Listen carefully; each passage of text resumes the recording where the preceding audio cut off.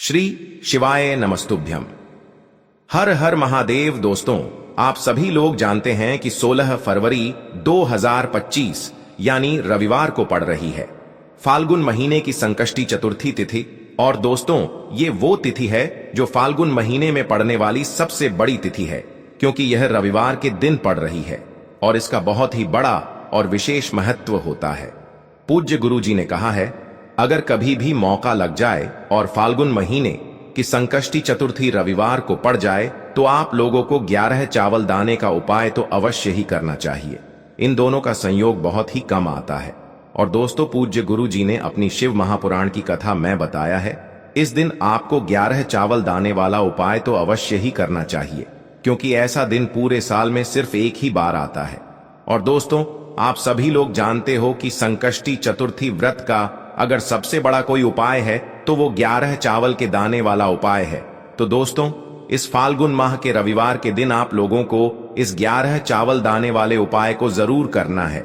बहुत सारे लोग होंगे जिन लोगों ने इस उपाय को न किया हो, मतलब पूरा साल निकल गया और उन्होंने किसी भी दिन इस 11 चावल दाने वाले उपाय को न किया हो।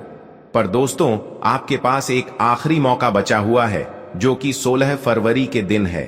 तो इस दिन आप लोगों को इस वाले उपाय को जरूर कर लेना है, भले ही आपने पूरे साल भर इस उपाय को ना किया हो। पर अगर आपने इस फाल्गुन महीने के रविवार के दिन अगर इस वाले उपाय को कर लिया तो आपको इस उपाय को करने का वो फल मिलेगा जिसकी आपने कभी कल्पना भी नहीं करी होगी। इसीलिए आप लोग इस वाले उपाय को एक बार जरूर कर लेना, ताकि आप लोगों के हाथ से यह मौका ना जा सके और आपको इस उपाय को करने का फल मिल सके। दोस्तों, यह उपाय पंडित जी ने अपनी अभी की ही शिव महापुराण की कथा में बताया है। जी, इस उपाय को आज हम आपको बहुत अच्छे से समझाने वाले हैं। इस वीडियो को देखने के बाद इस उपाय को समझने के लिए आपको कोई और वीडियो को देखने की जरूरत नहीं पड़ेगी। तो चलिए दोस्तों, उपाय को शुरू करते हैं। देखिए, यह इस फाल्गुन महीने के रविवार के दिन यह इतना खास होता है, इतना महत्वपूर्ण होता है। देखा गया है कभी कभी बड़े बड़े पूजा पाठ अनुष्ठान से जो मनोकामना पूर्ण नहीं होते, वो इस फाल्गुन महीने के दिन एक छोटे से उपाय करने से ही आपकी मनोकामना पूर्ण हो जाती है।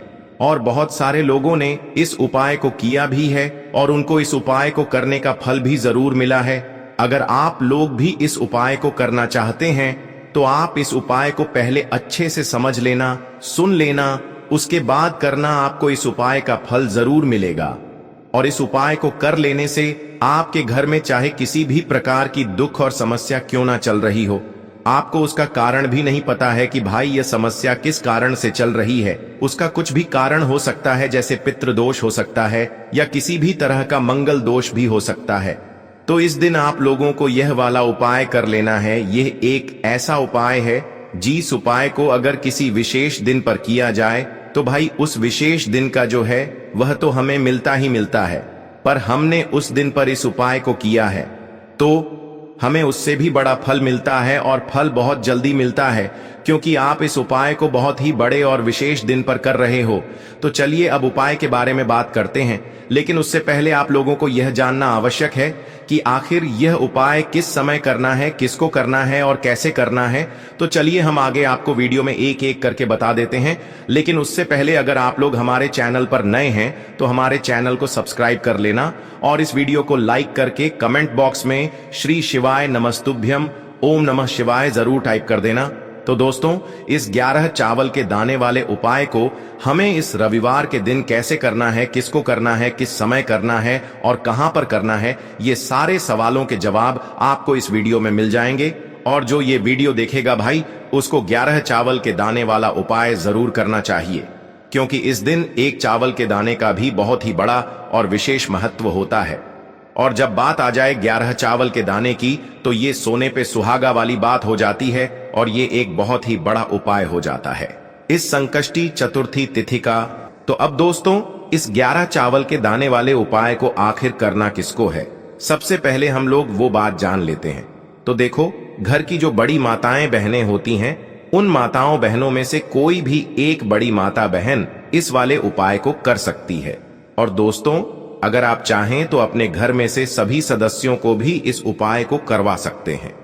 अगर किसी व्यक्ति की खुद की कोई मनोकामना है, खुद की कोई दुख और परेशानी है जो कि वह अपने लिए ही करना चाहता है, इस वाले उपाय को तो वह खुद अपने लिए भी कर सकता है। बाकी अगर कोई घर में से ऐसा है जो कि अपने पूरे घर परिवार की सुख और शांति के लिए ये वाला उपाय करना चाहता है, तो भाई वह भी कर सकता है, उसमें भी कोई दिक्कत वाली बात नहीं है। कहने का मतलब ये है कि इस उपाय को हर एक सदस्य भी कर सकता है और पूरे घर परिवार के सदस्य के लिए घर की बड़ी माताओं बहनों में से कोई एक माता बहन भी कर सकती है।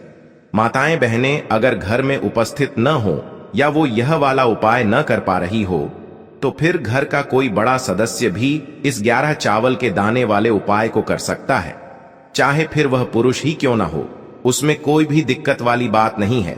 अब दोस्तों, इस 11 चावल के दाने वाले उपाय को हमें करना कहां पर है? हमें इसे शिव जी के मंदिर में जाकर करना है।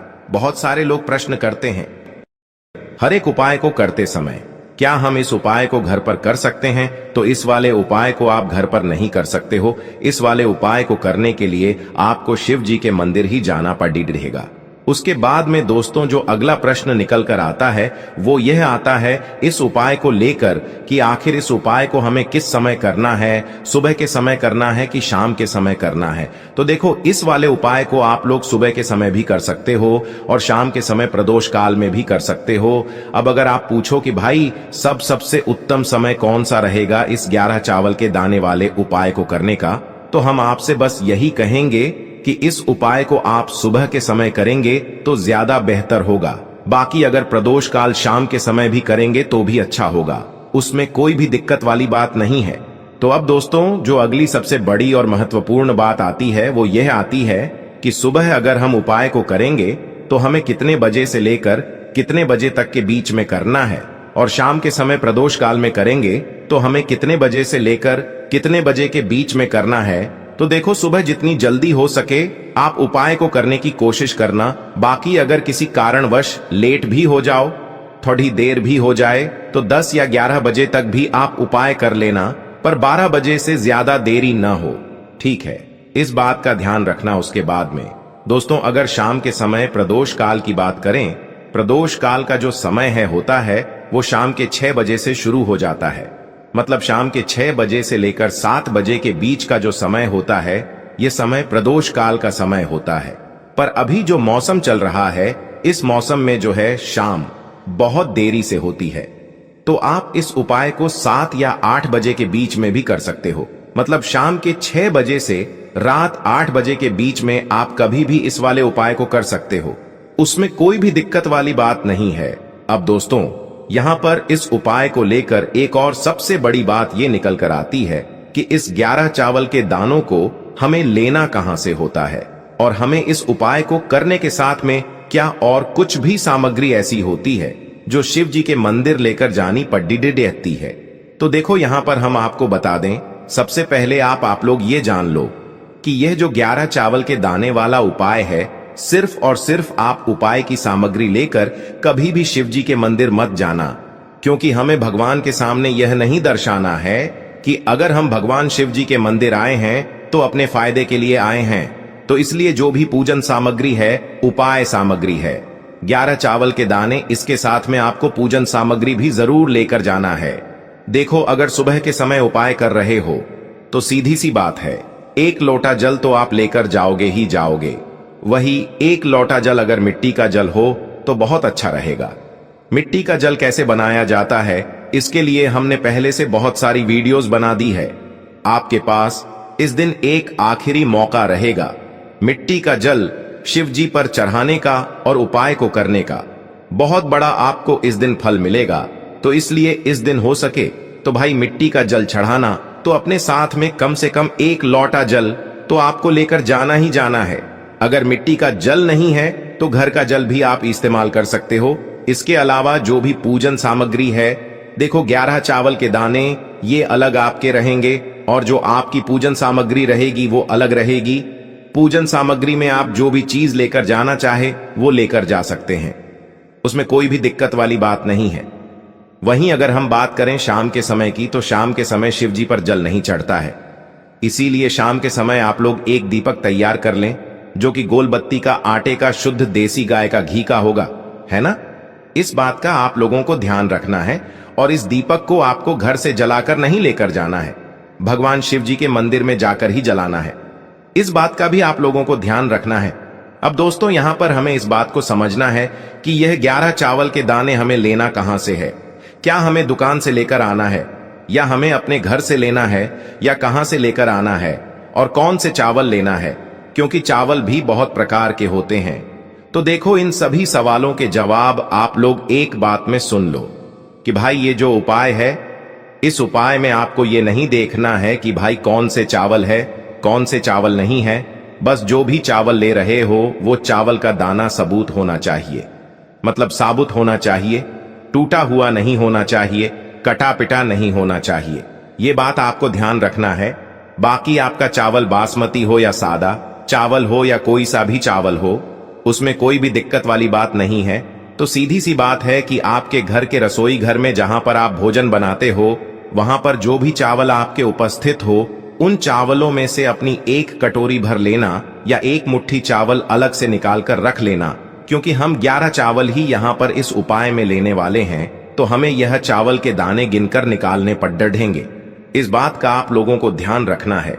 तो अपने उस चावल की कटोरी में से या चावल में से 11 ऐसे चावल के दाने आप लोग निकाल लो जो कि टूटे हुए न हो, कटे पिटे न हो, जिनमें कोई दाग न लगा हुआ हो, है ना? अच्छे साबुत चावल के दाने 11 दाने आप लोग निकाल कर रख लो और इन्हें किसी भी एक कागज की पुड़िया में या किसी एक छोटी सी कटोरी में आप लोग रख लो, ताकि यह सुरक्षित रहे।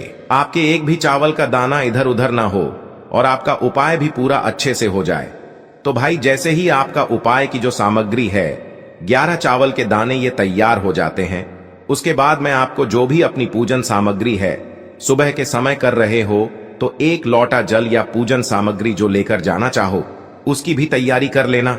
और शाम के समय जा रहे हो तो भाई अपना जो दीपक है उसे तैयार कर लेना, ठीक है? और उपाय को करते समय शुद्धता का विशेष रूप से ध्यान रखना, ठीक है? सुबह सुबह स्नान करने के बाद ही उपाय को करने की आप लोग तैयारी करना।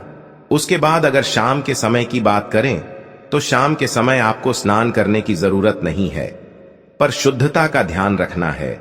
आपको स्नान तो नहीं करेंगे, आप हाथ मुंह धोकर भी इस वाले उपाय को शाम के समय प्रदोष काल में कर सकते हैं।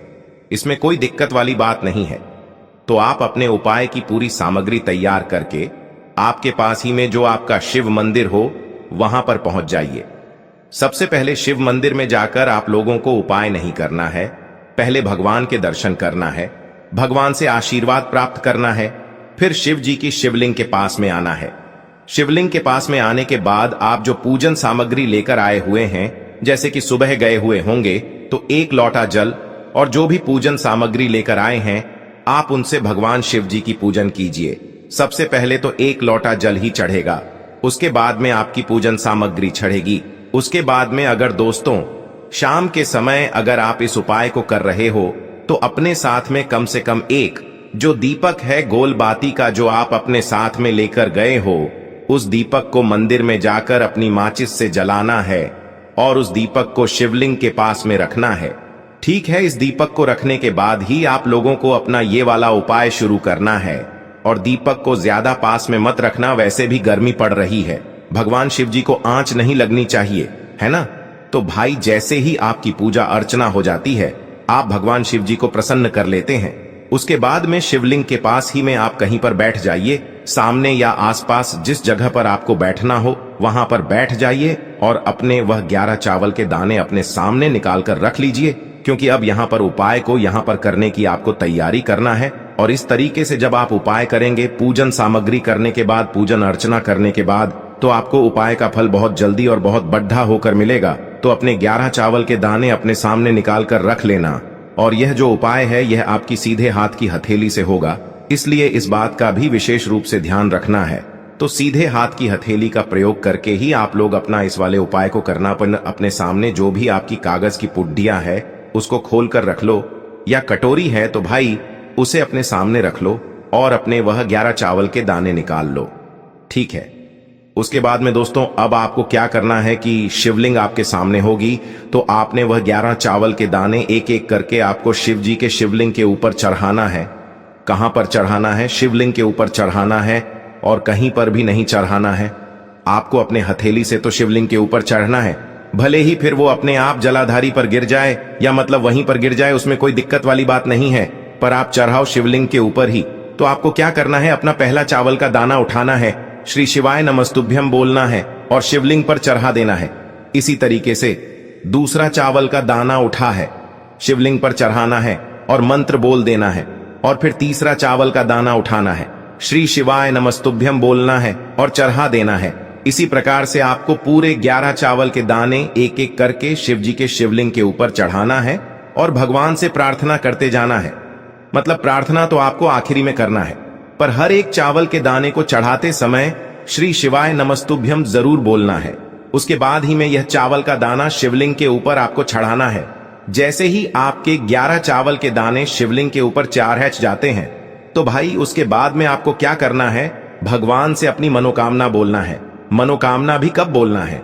जब आपका 11 चावल का दाना आपके सीधे हाथ की हथेली में हो और आप उसे चढ़ाने के लिए जा रहे हो। श्री शिवाय नमस्तुभ्यम बोलकर उस आखिरी चावल के दाने को शिवलिंग के ऊपर चढ़ा देना और भगवान से फिर अपनी वह मनोकामना बोल देना, जिस मनोकामना के लिए आप लोग अपना यह वाला उपाय कर रहे हो। जिस भी दुख और परेशानी के लिए आप लोग अपना यह वाला उपाय कर रहे हो, उसके बाद में जैसे ही आप अपनी मनोकामना बोल देते हो, आपका यह वाला उपाय पूरा हो जाता है। पर दोस्तों, उपाय को करने के बाद आप लोगों को 2 मिनट भगवान शिव जी के मंत्र का जाप जरूर करना है। और मंत्र का जाप करने के बाद भगवान से एक और बार प्रार्थना करना है अपनी मनोकामना के लिए या अपनी जो भी दुख और परेशानी है उसके लिए। इसके बाद में आप लोग भगवान को देखकर, भगवान से प्रार्थना करके, उनसे आशीर्वाद लेकर वहां से उठ सकते हैं और अपने घर पर जा सकते हैं। बस दोस्तों, यहां पर यह वाला उपाय पूरा हो जाता है। इस तरीके से जो भी व्यक्ति छोटी छोटी चीजों का ध्यान रखते हुए इस 11 चावल के दाने वाले उपाय को करेगा, निश्चित सी बात है उसे उसकी मनोकामना जल्द ही पूर्ण होगी और जो भी दुख और परेशानी है वो भी बहुत ही जल्दी दूर होंगे। और दोस्तों, अगर आपको हमारी ये वीडियो पसंद आई हो तो हमारे इस वीडियो को लाइक और चैनल को सब्सक्राइब जरूर करें। हर हर महादेव। धन्यवाद। ऐसे ही जानकारी के लिए छाया जैन चैनल को सब्सक्राइब करें और अगर आपको यह वीडियो अच्छी लगी हो तो एक लाइक अवश्य करें और कमेंट में ओम नमः शिवाय अवश्य लिखें।